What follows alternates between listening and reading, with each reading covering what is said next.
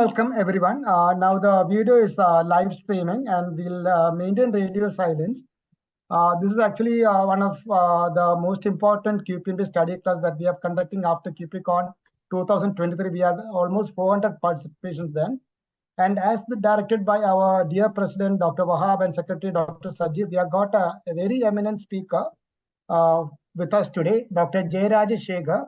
Is a principal of College of Hospital Administration at Karakona Medical College. Is a very much awarded speaker, and his resume is very huge. And I would like to say one thing that is very relevant to us. He's an MPhil in entrepreneurship, which we believe all of us in QPMPA, the private sector doctors are, apart from a doctor, we are also entrepreneurs. So without much ado, we'll start on time. We'll proceed directly to Dr. Jeyarajasekar, and from then on, we'll hear our secretary and president will join us in the discussions. So I'll hand over the stage. Sajid sir, would you like to add anything before we start? And Dr. Wahab, also I've highlighted both of you. Anything you want to add before we start off, or let us hand over the stage to Dr. Rashi? We got a very good participation now. We have got more than 30 participants who have already joined in and many more on YouTube. So we have a full house. I think Jeyarajasekar sir's name has brought in a huge audience for us today. Yeah, thank you, sir.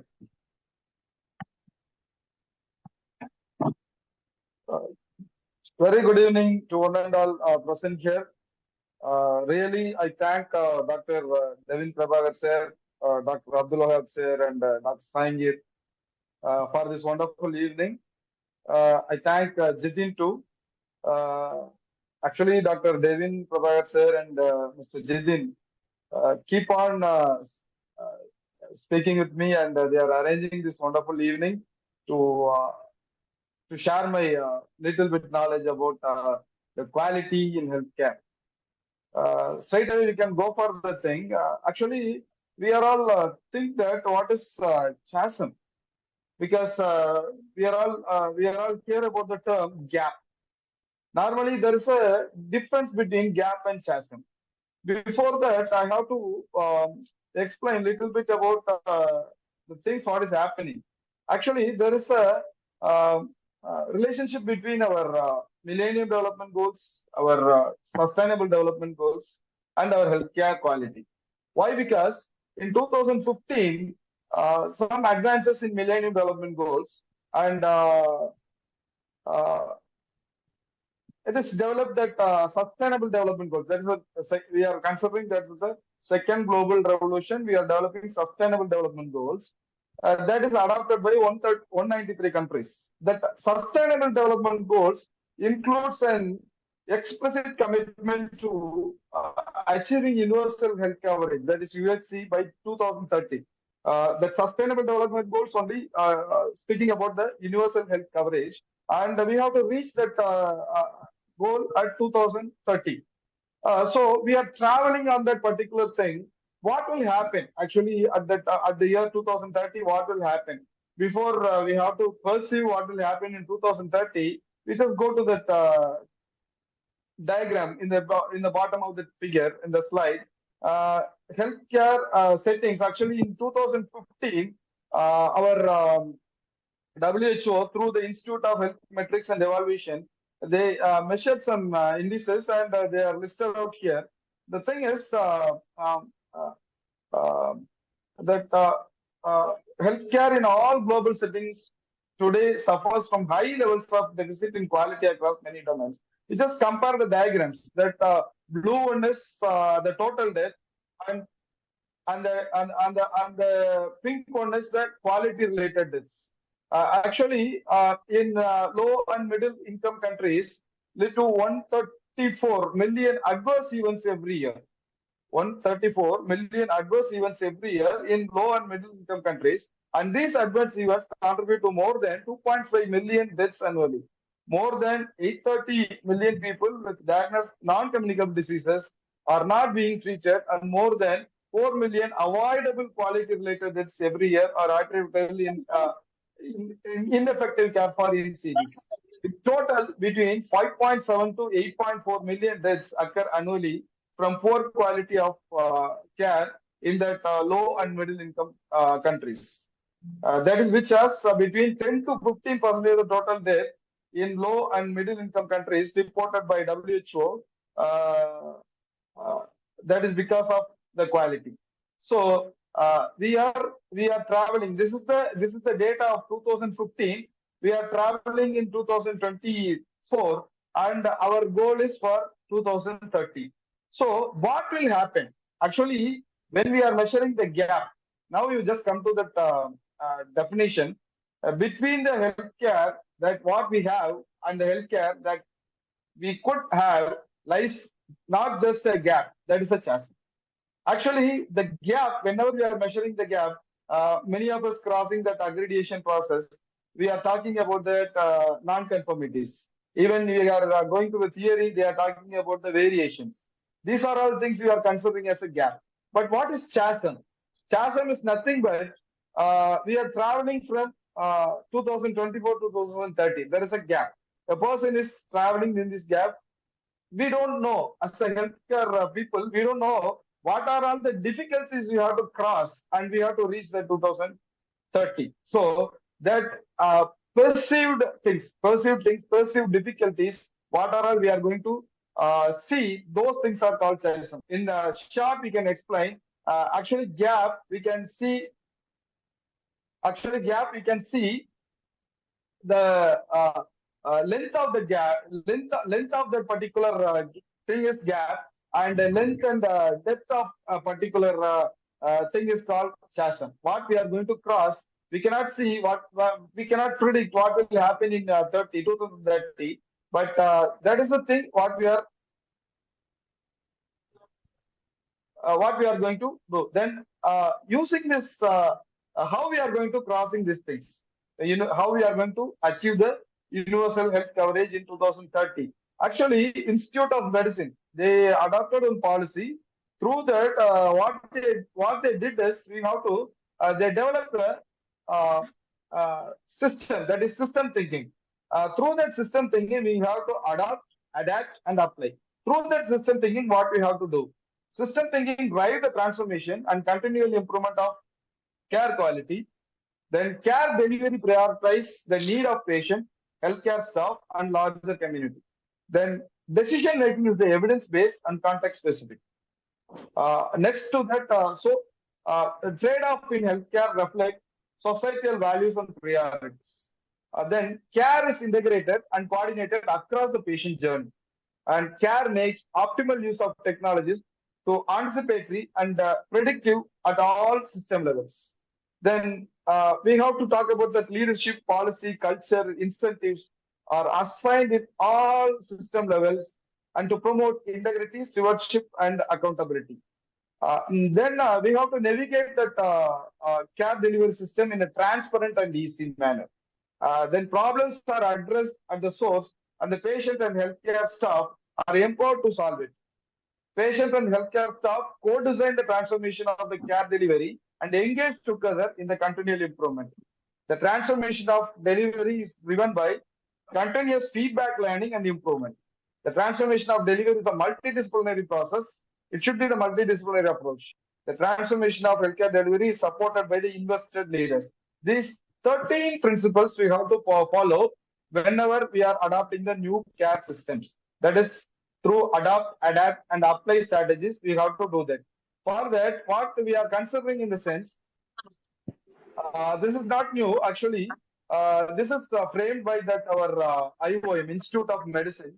What they are framing in the sense, they are framing the six variables to cross these things. One is safety. Second one is effectiveness. Safety in the sense avoiding harm to patients from the care that is intended to help them. Effectiveness, providing services based on scientific knowledge to all who could benefit from our system. Then actually earlier they are defining this thing as a patient centered. Now they are defining this thing as a person centered. Why they are defining this person centered in the sense, nowadays healthcare we are targeting upon preventive healthcare also, not only the curative healthcare, we are targeting preventive healthcare. So we are concentrating on person centeredness. Then accessibility, timeliness, affordability, reducing unwanted waits and harmful delays for both those who receive and those who give care, reducing access barrier and financial risk for patients. Then we have to that fifth one we have to talk is efficiency. That is efficiency in the sense when the efficiency will develop, we have to avoid the waste. Avoid the waste, including waste of equipment, supplies, ideas, and energy. We have to avoid the waste that includes the ideas, energy, and waste everything. Then equity, providing care that does not vary in quality because of personal characteristics as gender, ethnicity, race, geographic location, and socioeconomic status. All this, uh, all these factors we have to that is winded up. That is all together. It has to decide the care process. How the care process should be. How the care process should be. The care process should be the chain effect one. How it will go? It will start from your environment. Environment in the sense external factors that may impact an organization. Then it has to go for elements of organization that can impact frontline care. Then that is the organization context and microsystem. That is the rules, design, concept, what we are developing in our system. These are all the things what is happening in our care process. Why we are doing the care process? That aims for care delivered. Uh, Using this system, we have to develop the new healthcare design. That is system thinking we have to. This is called system thinking we have to do for our healthcare. Then, okay, system thinking is over. What will be the patient journey from our birth uh, uh, till our death? How the patient journey will be? The patient journey consists of myriad interactions that patients have with the healthcare system, healthcare providers, and families and friends, and among themselves. These interactions occur over time and across multiple healthcare settings, such as clinics, hospitals, and within the communities. These interactions and transitions in care experienced by person constitute the essence of the patient journey. These interactions we have to consider because whenever we are doing some system change, we have to consider this interaction of this patient. You just see that ambulatory care and the inpatient care. Ambulatory care maybe in the adulthood, till this adulthood, ambulatory care will be there. After that, the inpatient care will be started. And the childhood, growth, development, vaccination. For that, we have to go for the hospital. Adulthood, reproductive and sexual health, dietary intake, physical activity, smoking, drinking, drug use, everything we are going for hospital. Old age, physical activity, dietary intake, end of life care. So these are all the things will be decided by the social, political, economical circumstances. That is simply we can say political, environmental, social, and technological things will decide this patient journey.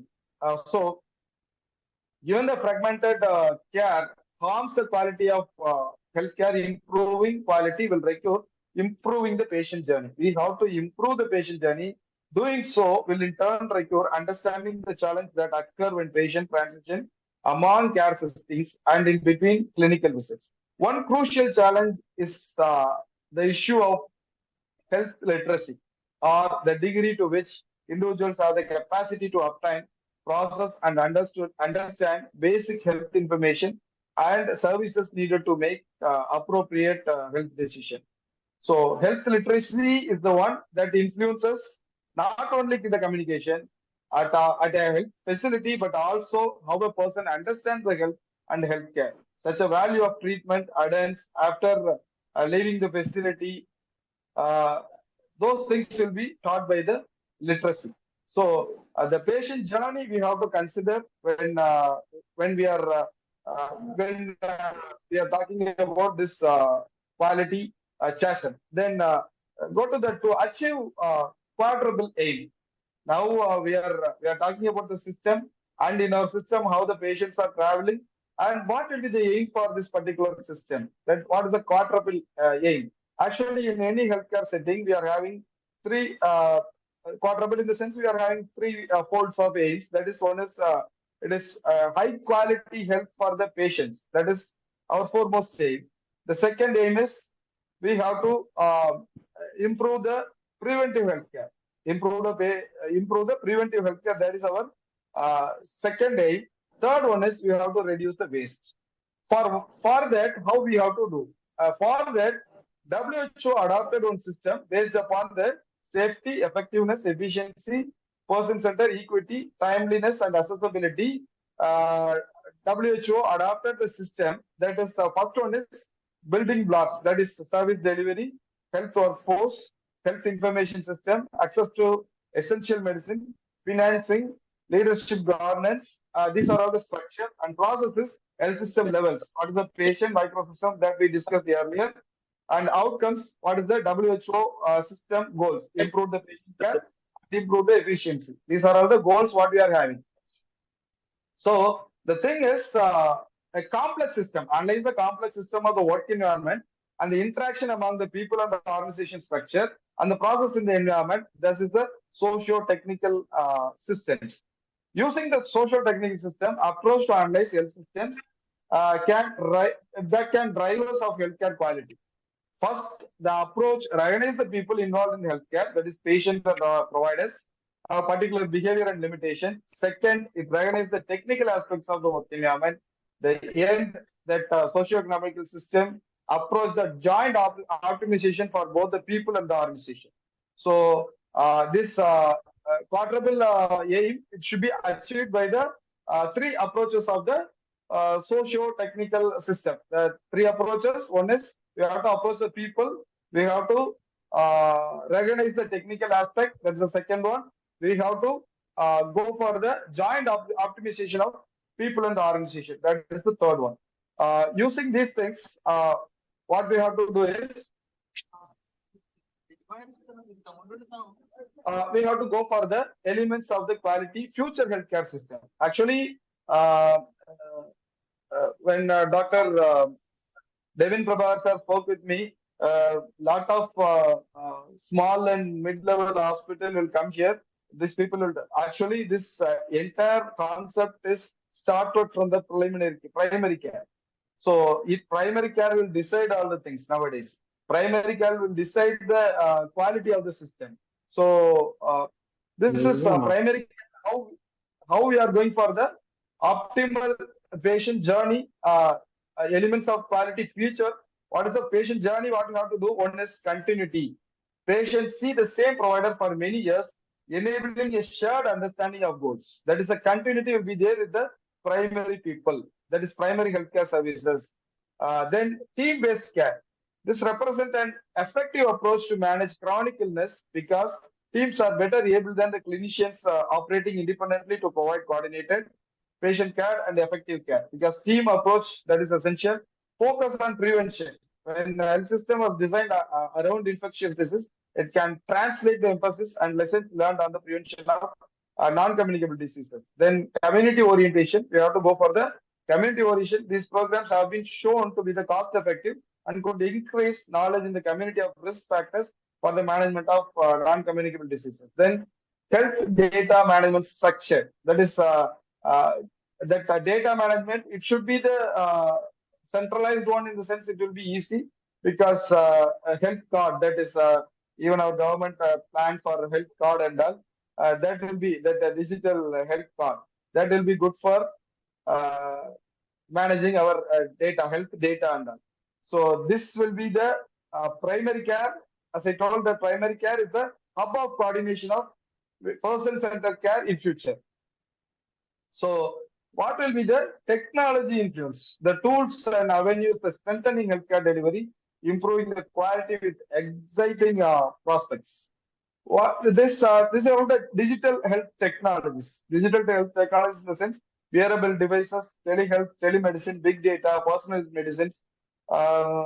Maybe for instance, for these technologies, advances to high quality, ethically sound services, a dedicated effort for all the people, all the people in the system, maybe the providers as well as the patients or persons. So this healthcare technology, these are the two ways. One is bottom up approach and top down approach. Bottom up approach, that is the enabling ambitious gathering of personalized data, innovation in materials engineering and computation, it will be that implementation is by new devices and sensors to ensure portability. Top-down approach, enabling data aggregation, access and manipulation of healthcare system service purposes, ecosystem designed by innovation in information technology and computer services. This ecosystem model implementation is implementation by the hardware and software to manage the data.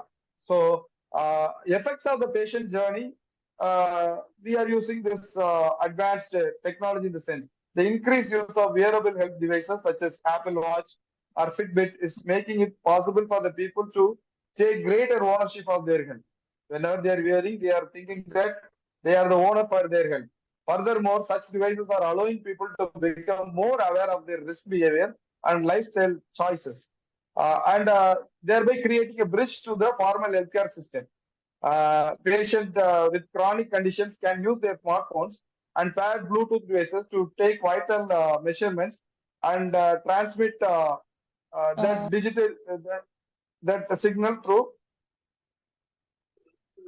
general provider or a specialist to evaluate. So this is the technology in your patient journey. Um, so what is the stages? What are the stages we are having? Actually, this is the framework devised by Tanakashi in 1978. You just see that 1978.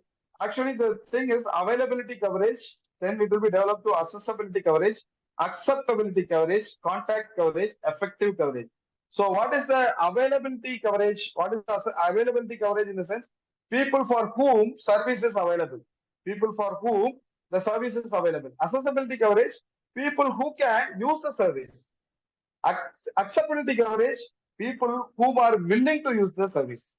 Contact coverage, people who use the service. Effectiveness coverage, people who receive effective care. We need this final one. So potential coverage is reflected in the first three stages. And availability cover, that is first one is availability coverage. Are the availability of resources necessary to ensure the service can be provided? The next one is service must be within the reach of the target population as reflected in the accessibility coverage. Once available, the service should be acceptable to the people in terms of cost, respect for norms and quality among all these things as reflected in the acceptability coverage. These three things are the potential coverage. So whenever we are moving for the actual coverage, people who are using the service and the people who are receiving after that, the effective coverage is people who receive the effective coverage. These two things are the actual coverage what we are having. Then the actual coverage is at times people must come into contact with service providers through contact coverage. However, contact does not guarantee that they will receive a satisfactory level of service. The receipt of high quality effective service occurs in the final stage, that is the effective coverage. It is crucial to recognize that the gap between contact coverage and the effective coverage is not just an economic concept, but impact the lives and livelihoods of people around the world. So this is about the coverage, how we have to make our system we are making. Patients are traveling. In the traveling, how the technology is implementing. In that technology, how we have to coverage. And our side, how we have to make our coverage effective.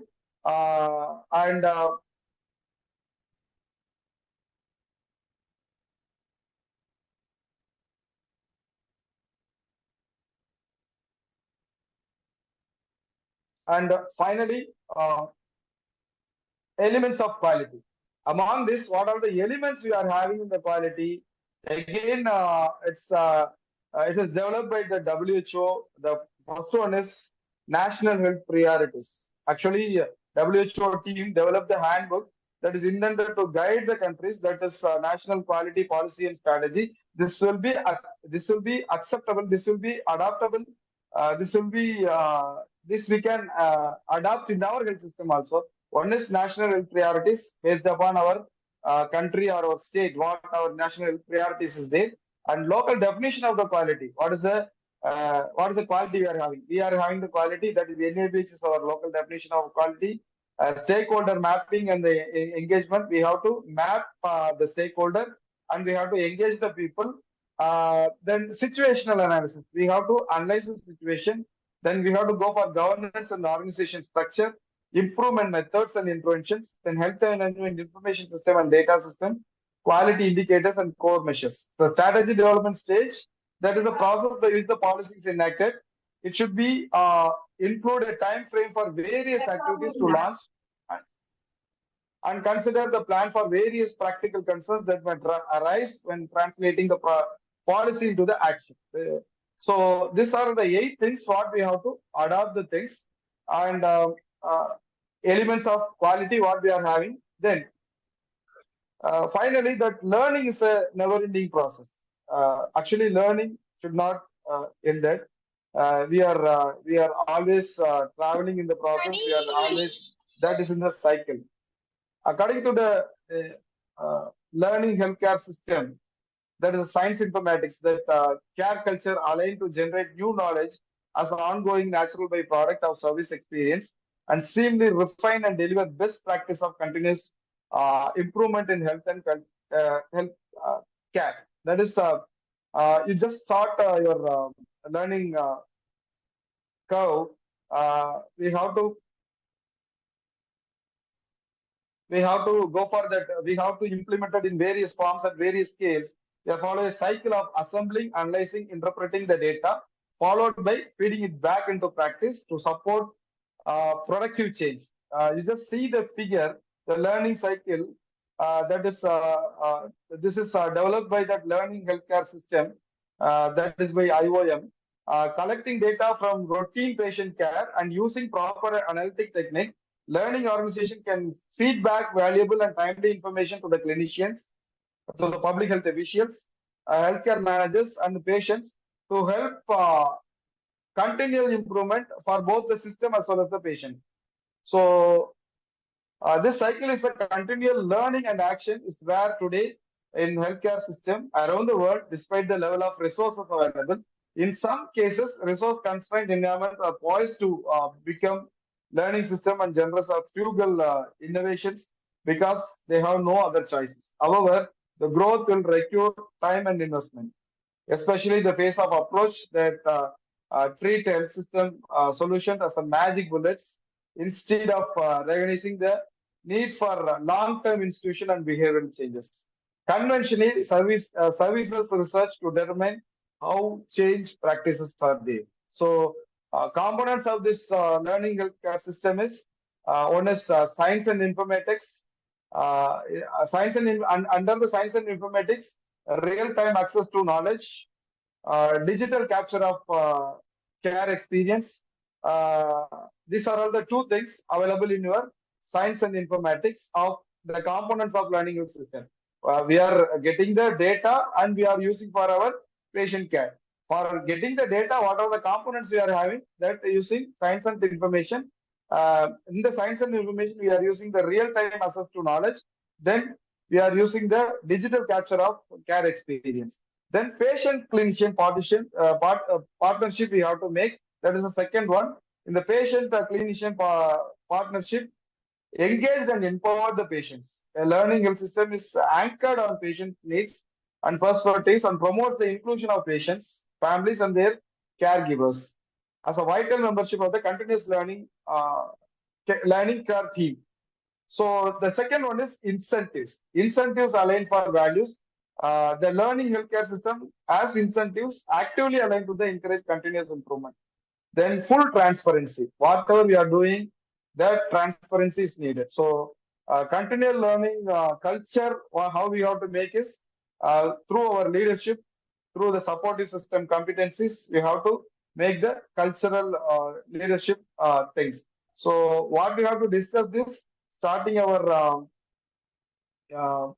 Millennium Development Goals, Sustainable Development Goals.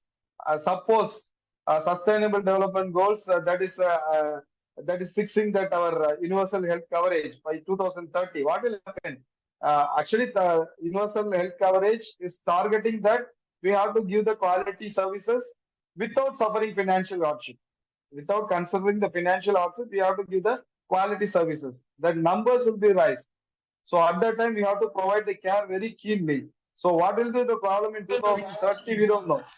For that, we have to consider, we have to go for a system approach. And the system approach, we have to consider these variables, these 6 variables: the safety, effectiveness, person center, accessibility, efficiency, equity related variables, and we have to give the care based upon the our political, environmental, social, and technical systems. That is environmental, organizational, micro system level, and community level things we have to give, and we have to consider the patient journey in our system. Through the patient journey, we have to fix the structure plus process outcomes that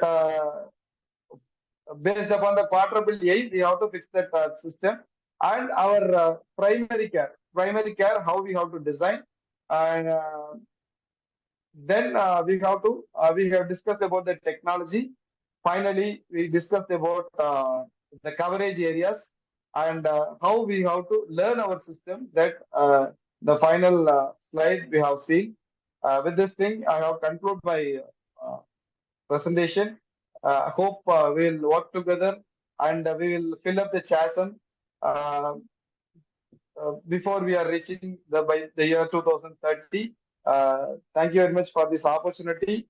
Really, I thank the team. We'll now go forward with the panel discussion. Can you just stop the sharing, please, sir? So that we can get all of us on the. Can you stop the screen share? Yes, sir. Yes, one second. Okay. Yeah, and thank you very much for the excellent talk. As a management expert, he has even managed his time extremely well. He has kept his time. And this has been more of an academic talk, being the principal of a very famous institution in Kerala. And we'll go on to a small discussion now.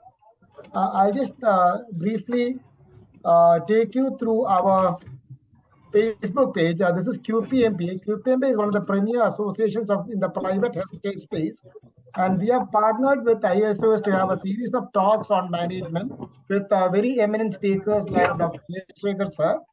And we can go through our website, which is having a lot of previous videos also by eminent speakers from all over the world. I would say from actually we had Saradullah sir, we had Padma Shri Martandapullah sir, Padma Shri Haridas sir, IMA president, IMA national presidents, and we have an eminent speakers list here. And we are very proud that Professor has joined this eminent panel. And going forward, we can expect more. Let me just mute some people who are. Okay, and we'll go forward with the discussion. And I would like to add that we have a job portal too. Our audience today is mainly from the health management space. QPM is an organization of entrepreneur doctors and private sector doctors, and we are looking for very eminent medical hospital administrators, including my hospital. Divyapra is also looking for some help in the MHA space. I have actually requested Professor to give me some candidates and resumes. So too, our Dr. Treasurer VC Mahaman sir is there, Sajid sir is there, Dr. Wahab is there, all the eminent keeping the leaders are there. And they would definitely be able to give a lot of guidelines. We'll go on to the discussion first. Let me get Professor Jeyarajasekar sir also, Jeyarajasekar sir also on stage, Dr. Sajid. And if anybody has any questions, please do ask questions. So as a small hospital, I basically run Divyaparabai Hospital in Trivandrum. We are an NABS certified hospital. So when you talk about quality, we have these bigger players like Aster, like KIMS, who have got their own dedicated quality personnel. Like in my hospital, when we went on the NABS journey, we partnered with ISOs to get an outside consultants to help us. So, and probably we will be slowly starting to have MHA people join us as we expand our hospital. So how do you say, how will a MHA person help a qualified hospital administrator? How can we take him in there? Maybe a hospital that's run by a doctor. Now they are looking to expand their services. How can we properly use a person, a qualified hospital administrative person, to better quality and for enhancing even the top end revenue also for the hospital? So. really, I feel very happy because this QPMPA, that is this organization, um, the age of this organization is higher than the age of mine. Actually, 1973 born, I hope. My my born age is 1975. I'm very much delighted uh, to speak my views in this forum. And as question, nowadays, currently, as a professor for MHA, currently what we are designing is, what we are teaching is not only the quality. We are teaching about the quality as well as we are targeting about the NABH component also. Not only NABH, JCE components, NABH components. Even we are teaching the students about the chapters, what are the objective elements, even how to develop a file for the each and every objective elements, how we have to interpret that objective elements. That is very essential, sir. Whenever we are sending the people to your organization, after that they are going to read everything in the cell. That is meaningless. During their studies, they are reading the objective elements for each and every chapter, and they are interpreting the objective elements for each and every objective element. What are the files we have to create or make? All those things they have read in their during their studies. Whenever they are coming for your organization, at that time they are seeing the healthcare system. And in Kerala, if you take our Kerala Health University, they are this MHA course, they are sanctioned only for the hospital allied institutions only. They are not permitting others. So every student is having the opportunity to learn the things in the hospital. So I hope if you provide the chance in the sense, not only from our institution, the institutions around Kerala as well as now here, the students from Tamil Nadu also here, from Madurai Kamaraj University, they are doing MBA. So those people are also here. So if you permit in the sense, sure, we have to provide the students for you. Otherwise, you can come to our campus. You can select the candidates as per your wish. You can scrutinize the candidates. You can go for a campus interview. And I hope nowadays, when we completed this MHA, my course is MBA, MHM actually. At that time, we are not talking about this accreditation and all, but nowadays we are talking about accreditation. Even they learned how to prepare a file and how to put the application in the NABH institution and all those things they know. So my opinion, if you provide the chance, if you give the chance, sure, the people will come and they will excel, they'll themselves they will excel, and they'll make your organization to excel. That assurance I can give on behalf of my students. One more thing, actually, when you're talking about the Kerala Health University, at our last meeting, the Vice Chancellor, Dr. Mohan Kundumbe, had addressed us. Just a thought that came to my mind. CSI Karakoram is a massive hospital, it's a medical college with, I don't know how many beds. It should be a very, very massive hospital. But when the students come out, Yes, they'll be probably working in medium and smaller hospitals. So will it be possible for you to send in students for interning or a short course in the smaller hospitals so they're exposed to the challenges faced by the smaller hospitals, not only the the big corporate sectors like the Aster or the KIMS hospital? yeah, we can, sir. We can do. But as per our syllabus, they are asking us you have to send the students for more than 350 bedded hospital. Like that, they I are know, I given the know. instructions so that. Any more questions, sir? VC Maman, sir? So I can do send these students to small hospitals, 1-man hospital, 2-man hospitals. Because actually, we are all aged. I think so that's a question that we have to put to the Vice Chancellor. We can probably send a representation on behalf of QPMPA, suggesting to Mohan Kundumbe, sir, that probably that the program should include exposure to the smaller hospitals, because the students anyway, not all of them will be working in Aster, MIMS, KIMS, or the big shows, or Sunrise Hospital. I think Mr. Rias is also here. I hope he will also join us in the discussion. Actually, he was telling primary care is a hub of all coordinations. So he must concentrate more on primary care setup to improve that. Yes, sir.